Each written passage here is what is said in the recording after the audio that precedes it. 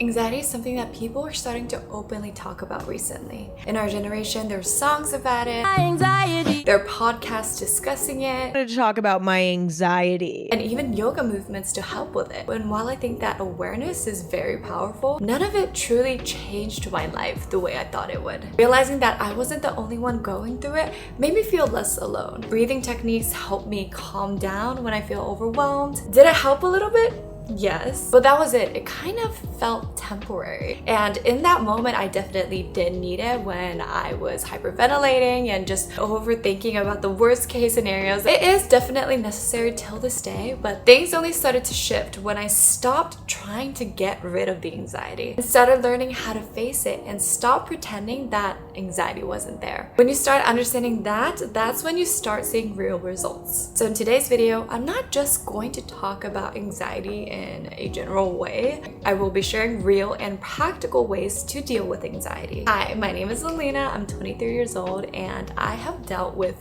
extreme anxiety for years. I'm happy to say that I'm at a better place now because I learned the things that I will be sharing in today's video. It definitely did take me quite a while to really understand what the roots were. If you feel like anxiety has been ruining your life, this video is for you. Okay, let's start with something important. The goal isn't to completely overcome anxiety. The goal is taking back your power and learning how to deal with it. When I was dealing with anxiety, I used to constantly want to change my life. I wanted to improve my mental health. I wanted to be more confident. I wanted to stop overthinking. But I didn't realize what was missing. It wasn't motivation or discipline. It was actually direction. I had the desire to change, but I didn't have any structure. I would always try to be optimistic, as we all do. It's important to stay positive, but as I was pressuring myself to think in a certain way, I just felt stuck. I just felt a bit frustrated because honestly, if we were positive, we would think, oh, good things are coming my way. But that wasn't the case for me. Even if I tried harder and harder and harder, life wouldn't change. And I'm like, what's going on, guys? I'm trying my best here. Can you, universe or God, or can you please put in the work?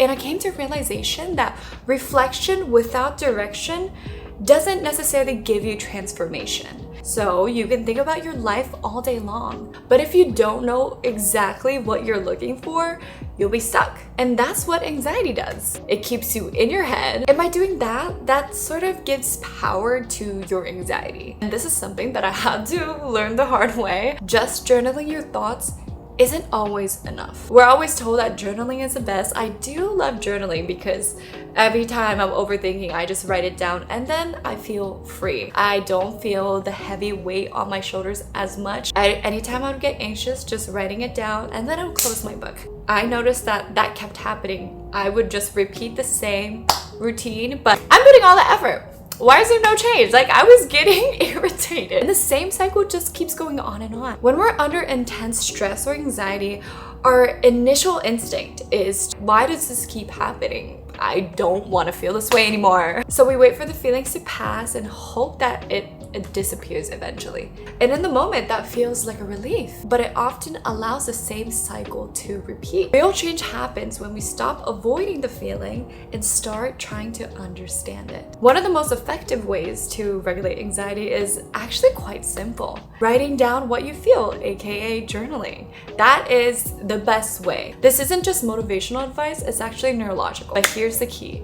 When you're journaling, it has to be structured. When you label your emotions, you activate your prefrontal cortex, which is part of your brain that's responsible for rational thinking. Within a few minutes of journaling, your stress response starts to calm down. After a few more minutes, your cortisol level goes down and your nervous system starts to regulate. The longer you journal, the more clarity that you gain. Your recurring patterns start to become more clear. The feeling of being overwhelmed doesn't seem as strong, and your brain literally starts shifting your blood flow back to thinking regions instead of survival mode. Instead of just asking yourself, well, why am I like this? Why do I keep thinking this way? You can start asking yourself questions like, what triggered this? What thought came first? What feeling followed after that? And most importantly, what is actually in my control? That's when journaling feels like you're just not venting. You're actually finding a solution, actually transforming into the person that you want to become. You're not just understanding your thoughts.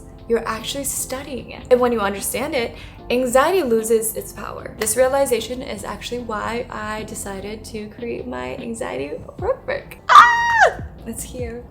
The Journey to Overcoming Anxiety by Elena Tsushima, releasing March 10th on Amazon. When I say overcoming, I don't mean it by eliminating anxiety forever. As hard as you try to get rid of anxiety, it will always be there. It would always come back. But the real difference that you can make yourself is to learn how to deal with it. It's more like overcoming the control that it has over your decisions. This is a quick preview of what's inside the book. I always felt like reflection was something that people tend to overlook and didn't realize how powerful of a tool it actually is. When you start reflecting, you start to understand what your triggers are. You get to notice your own patterns. You can identify your emotional reactions or even recognizing your coping mechanisms. So without reflection, anxiety feels random. It'll just pop up out of nowhere and then you're like, how do I deal with this? This is so overwhelming. I hate my life. But when you start truly reflecting, you start seeing like, oh, I get anxious before uncertainty. I get anxious when I think about my childhood. I get anxious when someone doesn't show me love. In my workbook, you're guided to identify what makes you anxious. Because if you don't truly know what's causing you to be anxious, you can never manage it. I actually want to show you guys 2 exercises from my very own workbook. I've obviously shown this book to a few of my friends and family. They would always say that this one is their favorite exercise. It's called the worry jar exercise. This one is simple yet very powerful in my opinion. The idea is that you take every anxious thought in your head and you put it inside this jar, which is on the paper. Think of it like cleaning out a messy closet. You can't organize what you haven't taken out. Most of the time, anxiety feels overwhelming because your thoughts are just like swirling together. You know, like your fears, assumptions, and worst case scenarios. But when you write them down individually, you can start asking yourself questions like, is this based on a fact? Is this based on a fear? What is actually in my control? This method is inspired by cognitive behavioral therapy. When your worries move from your mind to paper, it loses its intensity. Another powerful exercise that I would love to share with you guys is ranking your anxiety triggers from most triggering to least. For example, public speaking, social gatherings, work deadlines, health concerns, financial stress, relationship issues, academic pressures, change in routine, uncertainty about future, conflict or confrontation. The list goes on and on and on. Once you start ranking your anxiety triggers, what happens is that instead of just saying, oh, I'm just naturally a very anxious person, you start saying like, okay, relationship issues, that's the most triggering thing for me. What kind of childhood traumas did I experience for me to become this way? What kind of love do I like to receive? What is my love language? Things like that. Sorry, my camera died, so I had to charge it for a bit, but I don't know where this accent is coming from. Once you start ranking your anxiety triggers, you get a better understanding of what causes it and where it roots from. And when you think of ways to resolve it and actually put in the work to heal it, you will begin to change. And I applied this to my life when I made the decision to move to Bangkok, Thailand. It's been over a year since I made the move, and prior to that, I was stuck in Japan and I felt like I wasn't really growing as a human being.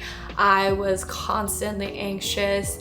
I have talked about this on my YouTube channel, but there were moments where I couldn't get out of bed. I couldn't leave my apartment, and I was really stuck in my apartment for 1 month. But I remember seeing my apartment and my bedroom just piled with trash, piled with all my dirty clothes, and I can't imagine myself living in that environment anymore because I am at a way better place. When I would always wake up to that view, it just made me feel sad. I didn't feel like myself. I felt like I was always behind. I felt like I lost my purpose in life. I started using this technique of trying to understand where my anxiety was coming from and what I needed to do to change it. In that moment, it was for me to move out of Japan. And I say this all the time, I love Japan. It would always feel like home to me. I just knew that in order for me to level up in life, I needed to change my environment. A year prior to that, I was telling people, I want to move to Bangkok. After I visited Thailand for the first time, I fell in love with it. And I kept just reiterating it. I was like, I want to move to Bangkok. But I didn't actually put the work into making the move. So when I wanted to take my power back, I was like, okay, in order for me to move, I have to save this much money. I have to finish all these things in Tokyo. I have to quit my job, but I have to, I don't know. There were just like a bunch of responsibilities and obligations that I had to deal with at that time. And because I dealt with it and finally got it over with, I packed all my bags. I left everyone. I left my friends, my family, and moved to Thailand where I don't know anyone, which was very terrifying, but I knew that it would help me grow into the person that I am now, which there were times after I moved to Bangkok and I felt like, oh, well, did I make the right decision?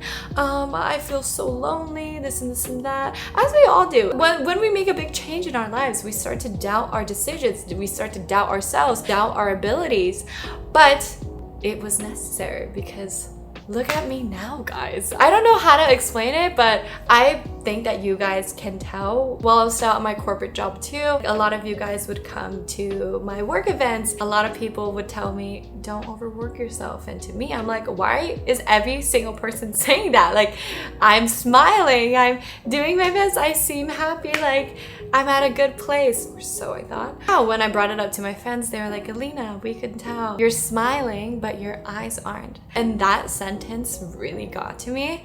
So now when I look back at my old videos, I can see, I understand what people meant when they said that. And the reason to why I am truly this way is because I learned how to deal with anxiety, how to manage it and not avoid it. Anxiety was what was holding me back.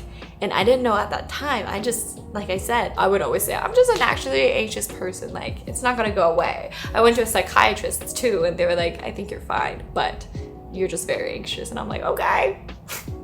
Like, that helps. But even now, when I do get anxious, sit down. I learn how to breathe again. Most importantly, journal with my workbook. I do use my own workbook when I do feel anxious because it's that effective. I'm just so excited for you guys to see this in person, use it for yourselves, and help you with your anxiety. As I said in the beginning, my workbook will be available on Amazon on March 10th. Make sure to follow my Mindful For Me account on Instagram and TikTok. I just started the TikTok. I will be posting all of my updates on there, more details about my workbook in preparation for the launch. And I want to end this video by saying this. You don't need to completely overcome anxiety. You need to stop giving it your power. Anxiety might always exist in some form, but it doesn't get to control your life. You are stronger than the voices in your head. And remember, we're not fighting anxiety. We're learning how to move forward even when it's present. I love you guys so much. Thank you guys for watching this video, and I'll see you guys next week. And yeah, bye.